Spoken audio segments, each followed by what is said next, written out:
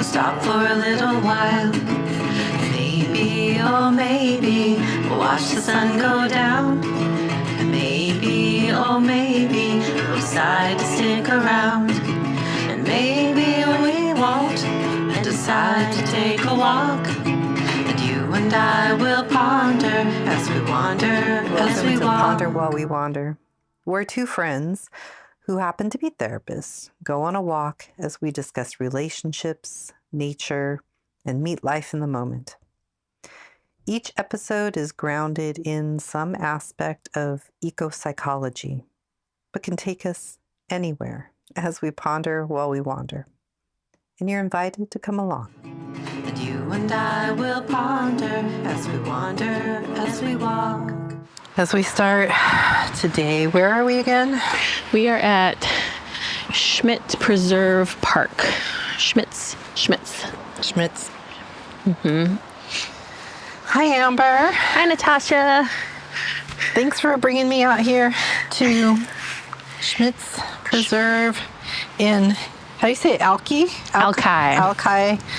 Beach area. Mm-hmm. It is beautiful here. It is a stereotypical off and on rainy Seattle day. Mm-hmm. And yeah, I feel like every time I look at the weather, it says it's 46, but it feels like 38. Feels like 38. So it's somewhere in there. Somewhere in there, yep. And we are here with the topic and the question, outside, how does that make you feel? That's right. This is a perfect, make you feel. perfect walk for this. Mm-hmm. So what if we just take a quick snapshot in this moment of how are you feeling right now as we're outside? I noticed that my senses are way more activated right now than they were a moment ago when we were inside the coffee shop and then inside the car. But even the colors and the shapes of things and the way that the intermittent sun is like coming out every once in a while, just way more activated. But you, what do you feel? I feel like I can take a deep breath. I feel simultaneously very present in this forest. I feel good. It always feels good to walk into a forest. And I especially am appreciating doing that in the rain, which I feel like is something I do more when you're with me. Maybe it's perceived more exertion, perceived effort. It's less hard to walk in the rain with a friend. So that's always a fun experience to do that together as well. It's always novelty for me coming from Southern California where we don't get much of this rain. So anytime I can be out in it, it's just so refreshing. Can you hear that? I wonder if everyone can hear that. There's a little creek. So we were discussing earlier, okay, what's important about, why are we talking about this stuff? And I brought up the aspect of talking about biophilia and how it's the kind of theory that, or field of study, that humans have evolved or have grown alongside their natural environments. And that there are certain parts of ourselves that are really well suited for the natural environments and what we would call nature around us. And again, as we've said before, we could get into discussions about what is nature and what does it mean. So we're just calling it outside today. Yeah. Should we go up? Ooh, I think we should go down. Okay. Not bring the best walking shoes to this trip. Well, if we go down, you always have to come back up. That is true. That is true.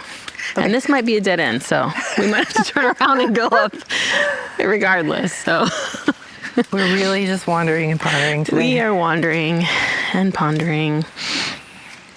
Yeah. Oh.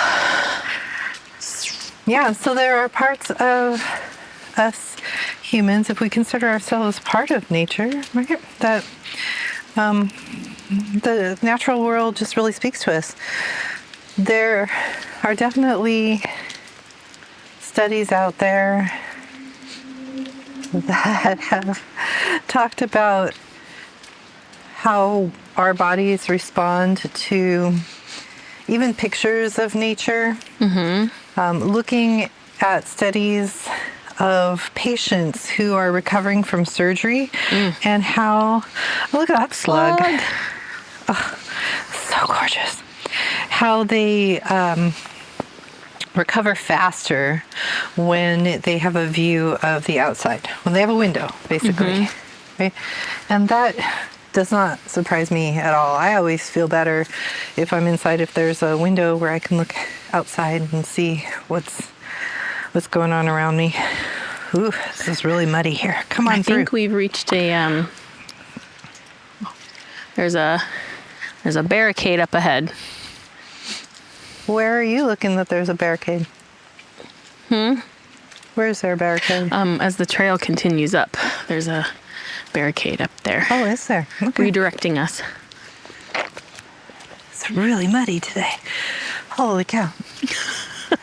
I feel like I'm just going to slide right back down. But let's see what happens. A sloshy walk today.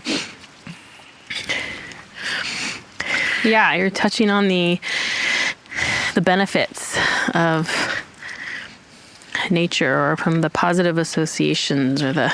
Dude, perspective. That's not a barrier. That's not a barrier. It's a bridge. It's a bridge. It's a bridge. That's so much better. Oh, what a beautiful inlay. Okay. Well, perspective. Sometimes what you view as barriers are actually bridges. From one place to another. Chew on that for a minute. All right. So how's outside make you feel? I guess that's a very subjective question that we could ask people. But I think it really, what's important is just to ask the question, because I think in a lot of our lives, we aren't paying attention to those outside experiences. If they consist of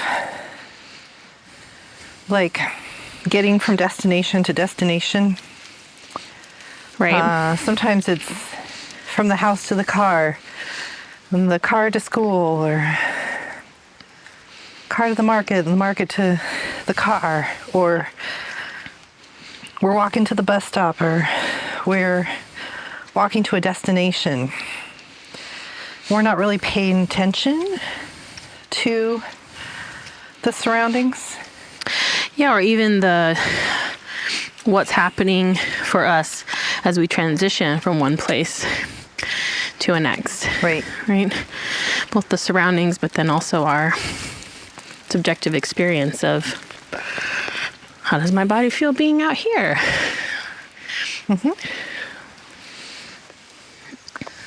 I find a lot of times it comes up in my own practice of contemplative practices, and also in the therapy office, where I'll ask people, what's going on in their lives, and they feel lost or disconnected from the work that they're doing, or their partners, or their family, or themselves. And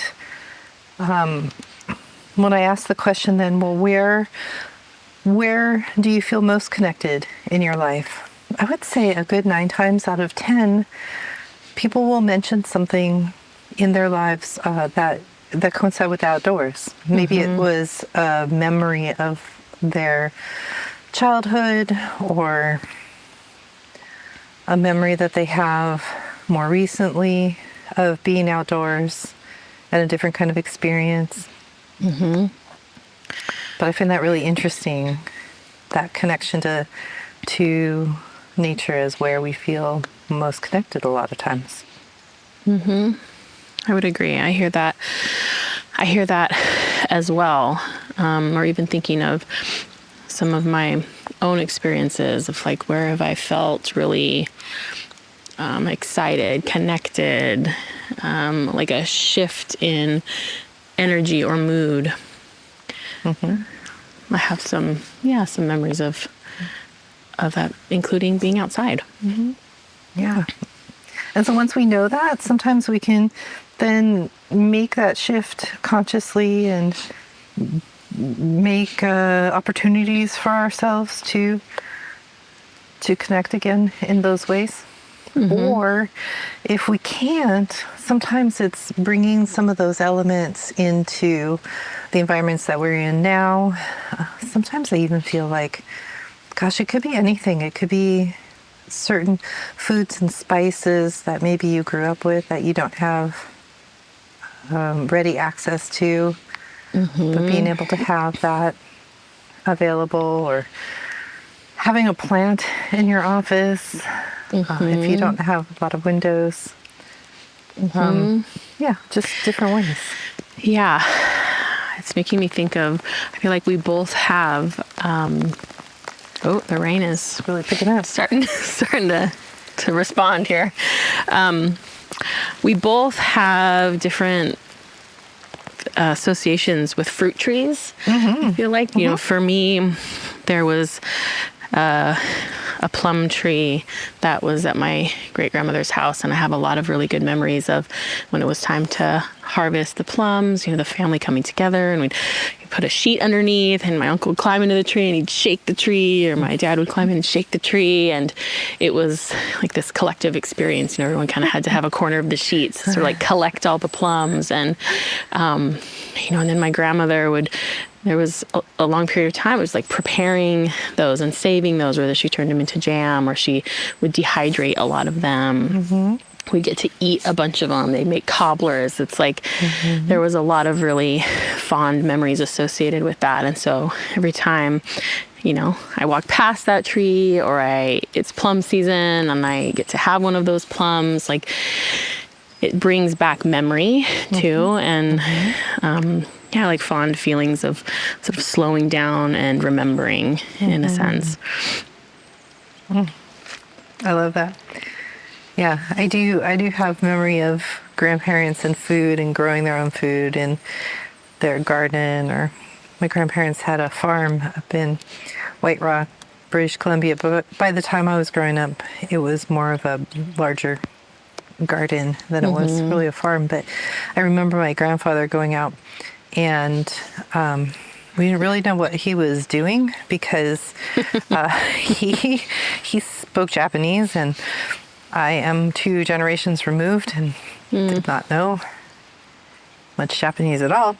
And so I was just kind of following him around, figuring out what he was doing. He was digging up new potatoes and having me like carry them in.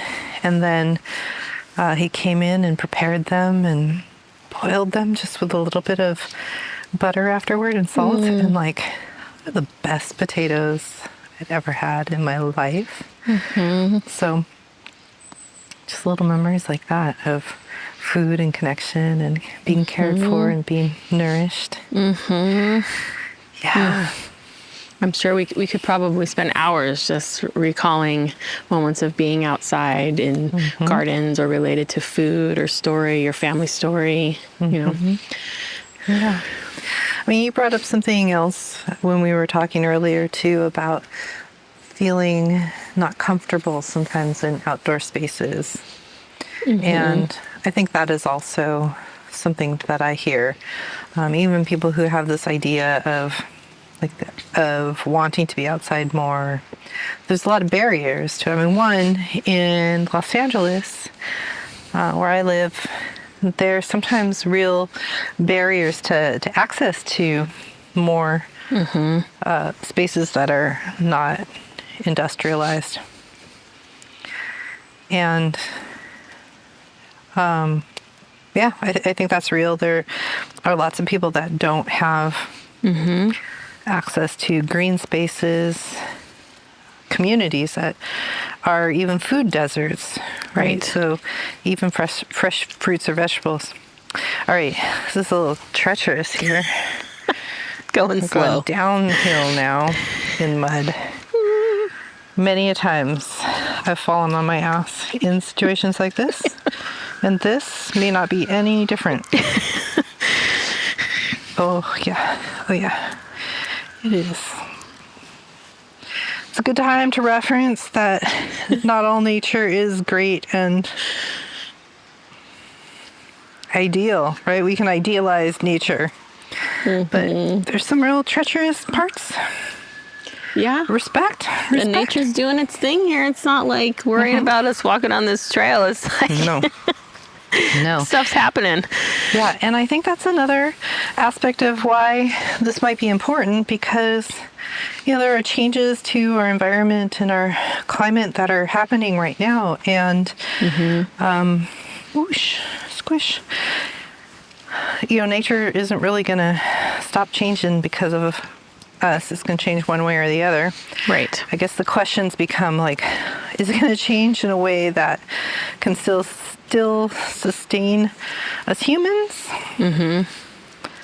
Or can it change or slow the way that it's changing now so that we can still live together on this planet? Yeah, and what ways might we need to be curious about our own impact, or ways that we could change in relationship as well? Yeah. I love that word relationship when it comes to being outside. Because I think it implies that there is a connection, that it's not like we're using nature for our health and benefits, but that there is some kind of reciprocity there. Yes. That we are impacted as much as we are impacting. Yeah, I would agree with that. The best relationships are reciprocal. Yes. Right? So Healthy relationships are, often reciprocal over the space of time, right? yeah. Whew. It's interesting how, even as we've been doing this walk, the "how are you feeling outside" question is shifting. Yeah, how are you bit. feeling outside right now? Well, I'm starting to feel a little cold, a little damp, a little not so sure-footed on these beautiful slippery trails. I think I'm feeling even warmer because it's taking more energy for me not to fall on my ass. To concentrate on that. I like our pauses. Pause. This Pause looks like for a not slipping. Yeah, a good place to maybe pull over and pause, because I wanted to talk about a type of being outside that is different than a lot of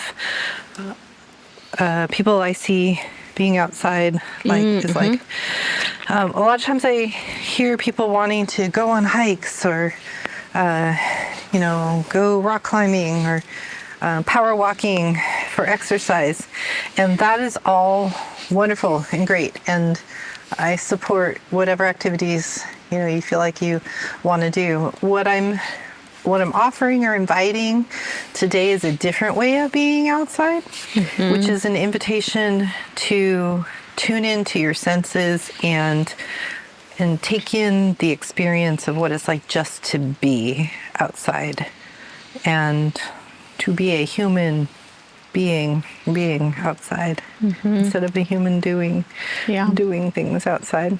Doing things outside. Yeah. And so a place that we could go to that is close by us, and it doesn't have to be a super beautiful kind of secluded place like this one, although this is a great place for it. But it could just be your own backyard, or a city park or an arboretum is to find a place that you feel comfortable in and then do a practice called a sit spot. And you and I did this when we were on our trip last year in Scotland. And we went out on a little forest bathing adventure. Yeah. Which, by the way, we had to let your husband know that we weren't actually Taking baths in the forest. Yeah. He was like, more power to you, but won't you be cold? Yes, it would be. But forest bathing experience, and in this case, tuning into the senses and sitting in a spot and just being really mindful and connected and respectful to the spot and the place. And sometimes we could even be curious about the spot, like who were the people that were there before us? What was this place like before us, even using our imagination of what it was like before humans came into the picture? Because a lot of the spots that we're in have drastically changed because humans are now in the area, or other humans have come in after the humans who were there and living more in reciprocity with the area. Have drastically changed the area as well. So yeah, a practice of sit spot, and I think in the notes I'll include a little bit more of a practice, but basically it's being able to have a regular place where you can go and be in relationship, because like any relationship, you need to spend time together. Right. You need to know what life is like through all kinds of seasons with your person you're in a relationship with. Yeah, and to notice the small and subtle changes. I think when I think about relationships, reciprocal relationships or meaningful relationships, there's a part of this sort of like bearing witness to each other's experiences over time that feel really profound and meaningful to me. And so when I think about this idea of the sit spot, there is a witnessing of changes over time, both of noticing day to day what changes in that particular place you're sitting, or through the seasons on a larger scale, and also that opportunity to also reflect and be reflected back of what's changing within you as well. So I think it's a really fun and special way to spark relationship with nature through a sit spot. I know quite a few people who recently lost their homes to fires in Los Angeles, up in the Altadena area. And these were people who were very connected to the land, and how their relationship has changed, not only because of the experience they went through, but because the area has changed. And it looks different, it smells different. Their favorite trees may not be there anymore. A lot of the foliage has been burnt back. Very quickly, some new foliage has appeared, and it's kind of a waiting to see what will happen next. But again, it's one of those things, if you have a relationship long enough with any area or any being, there are going to be harder things as well to sit with. Absolutely. And it might not be as devastating as a large forest fire that comes through. But trees, you can get really attached to your favorite tree, your sit spot. And trees do die, and invasive species do come in, and change does happen. It's not always the best and the most exciting change. It's true. The whole range of experience. Yeah. So I think it does provide a container for all of that. And I think on a bigger level, for me, I like the concept that, the earth and this land has been here way, way longer than I have. It's a lot more lessons that it knows than I do. And it definitely can hold my pain and suffering. And I have a lot to learn about that. Yeah. I agree. I really agree with you. There's an infiniteness. A lot of times when we're doing any kind of grounding exercises or guided imagery or anything that we're using as kind of experiences of resourcing as we're sitting with difficult life experiences or difficult memories that are coming up, there's a lot of metaphor that gets used even imaginally with grounding and rooting into the earth and feeling the stability and the history and the just the ability to like transmute and hold with great capacity all the experiences. And those of us who work within the realm of trauma and trauma recovery, whatever that looks like, we talk about resourcing.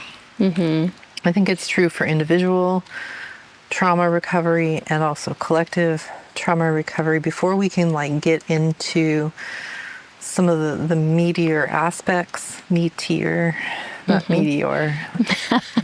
aspects of trauma and the harder parts, we need to be able to resource and find ways to stay grounded in our body, to stay present, to stay or get regrounded again. And I do find that nature does help with that a lot.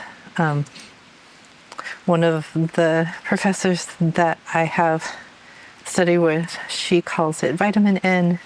So it might be time to go out and get your vitamin N out there. It's kind of a cute way. Yeah. I like it. Vitamin N. Yeah. And so back just to recap what you were saying and bring back in like the sit spot, like that can also be a way to, access that or have a regular place that you go or a new place that you go to return to again and again. Yeah. I also want to bring our attention to the time because we've been running for almost half an hour here. Wow. Okay. I know. And I do find when I'm outside, my sense of time is way off. It is not on clock time at all. So I know right now I'm trying to balance that and being aware of it. So with that, what kind of ponder points would you like to send out there? I would say the ponder point for me today is that question that we began with, even the title of today, like how does that make you feel? Right? And to just ask it. And don't ask it in a way where you feel like you have to hang out there for 5, 10, 15, 20 minutes, but to just take a quick, like, how does it feel to be outside right now, even a moment of awareness, and be curious about what information comes back to you. Yeah, I'd expand upon that just a little bit more too and say, when you're out and about, checking in and asking yourself, what is my current relationship with outside, and what does it look like? And it doesn't have to be what you think it is. And there was one more thing that I thought of as you were talking about that, and being able to show up on a regular basis, not just maybe one time, but check out how that changes over a season or over a period of time in your life. And maybe even just take notes or record that however you record it and what makes sense for you. Love it. Okay. Awesome. Okay. Until next time, wander well.